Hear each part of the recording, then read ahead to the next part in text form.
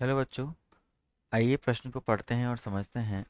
बिंदु -2 -1 1, 0 4 3 तथा 1 2 शीर्ष हैं।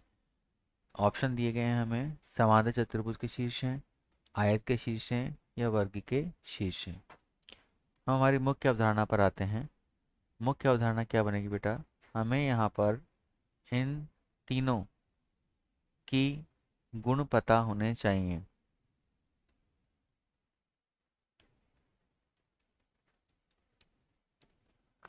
हम यहाँ पर दूरी सूत्र का प्रयोग करेंगे।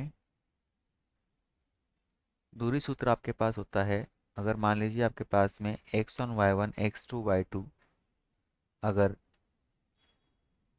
दो बिंदु हैं तो उनके बीच की दूरी इस तरीके से निकाली जाती है। दूरी सूत्र का प्रयोग करके हम यहाँ पर माना कि ये आपके पास एक चतुष्फलक दिया हुआ है जिसमें a माना आपके पास यहाँ पर है -2 -1, b आपके पास है 1, 0, सी आपके पास है 4, 3 और डी आपके पास है 1, 2। तो हम अपनी अवधारणा के अनुसार हमें पता है कि समांतर चतुर्भुज की समांतर चतुर्भुज की आमने सामने की भुजाएं बराबर होती है मगर वो समकोण पर नहीं होती। ठीक है। आयत भी एक प्रकार का समांतर चतुर्भुज होता है, लेकिन इसके सभी कोण क्या होते हैं आपके पास? समकोण होते हैं। और वर्ग की चारों भुजाएं आपस में क्या होती हैं? बराबर होती हैं। अब इनके विकर्णों की बात कर लें तो समांतर चतुर्भुज के विकर्ण जो हैं वो एक दूसरे को समद्विभाजित करते हैं। आयत के विकर्ण भी एक दूसरे को समद्विभाजित करते हैं। वर्ग भी आपके पास में क्या होगा? इसी प्रकार से होगा। अब देखिए, यहाँ पर हम सबसे पहले दूसरे सूत्र का प्रयोग करके हल दूसरे सूत्र का प्रयोग करके हम ए बी बी सी और सी डी डी ए की भुजा की लंबाई ज्ञात करेंगे। तो ए बी भुजा कितनी होगी बेटा आपकी?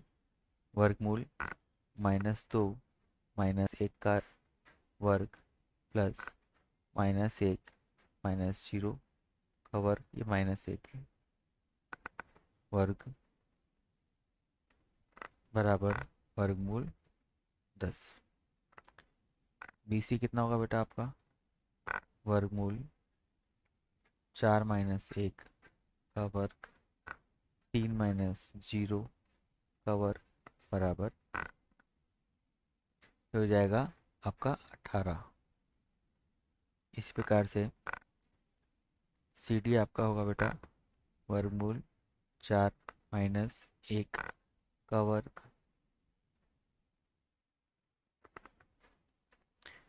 प्लस 3 - 2 का वर्ग, ये हो जाएगा बेटा वर्गमूल 10। और इसी प्रकार से जो DA होगा वो कितना हो जाएगा? वर्गमूल -2 -1 का वर्ग प्लस -1 - 2 का वर्ग। ये भी आपके पहले वाले की तरह आएगा, वर्गमूल 18 बना लेगा। तो हमें यहाँ से देखने को मिल रहा है कि ए बी जो है वो सी डी के बराबर है और बी सी जो है वो डी ए के बराबर है। इसके आमने सामने की भुजाएं आपस में क्या हो रही हैं?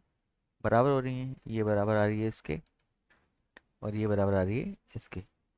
तो अब इसका मतलब है कि ये वर्ग तो नहीं है, ये आयत हो सकता है और समांतर चतुर्भुज हो सकता है। हमने बताया कि समांतर चतुर्भुज के विकर्ण जो होते हैं वो एक दूसरे को समद्विभाजित करते हैं। तो हम यहाँ पर इस विकर्ण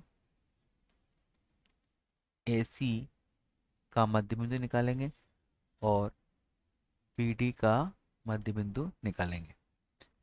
तो अगर इनके मध्य बिंदु एक ही आते हैं तो इसका मतलब है कि ये समांतर चतुर्भुज है। तो देखिए, AC का मध्य बिंदु, AC का मध्य बिंदु ये क्या होगा बेटा?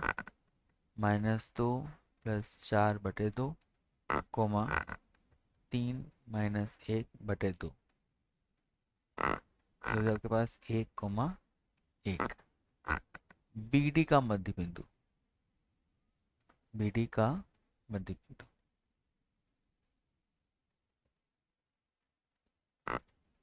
ये हो गया आपके पास 1+1/2 कोमा 2+0/2।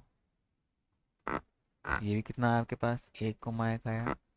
विकर्ण एक दूसरे को समद्विभाजित कर रहे हैं। विकर्ण एक दूसरे को समद्विभाजित करते हैं।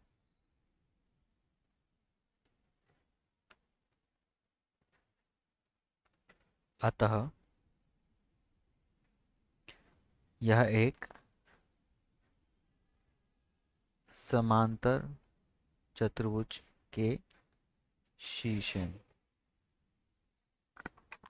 आशा करता हूँ आपको ये प्रश्न समझ में आया होगा। धन्यवाद।